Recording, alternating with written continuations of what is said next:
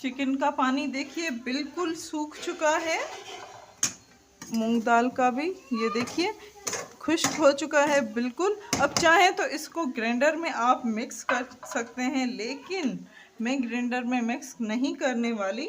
मैं हाथों की मदद से इसको बिल्कुल मिक्स करूंगी। इसमें आधा अंडा भी डालूंगी, अंडे की जर्दी एंड जो वाइट होता है अंडे का, दोनों ही मैं मिक्स करके इसमें हाफ डालूंगी एंड हाफ इसको कोटिंग के लिए बचाऊंगी। तो उससे क्या होगा कि आपके जो लच्छेदार, जो लच्छे लच्छे होते हैं, रेशे रेशे, वो सॉरी रेशे रेशे होते हैं चिकन के, वो आपके नुमाया होंगे। वरना जो आपके चिकन है वो बिल्कुल ही मेल्ट हो जाएगा, वो हमें नहीं चाहिए। तो न्यू रेसिपी है, बहुत ही मज़े की बनने वाली है, आपको भी बहुत ही अच्छी लगेगी।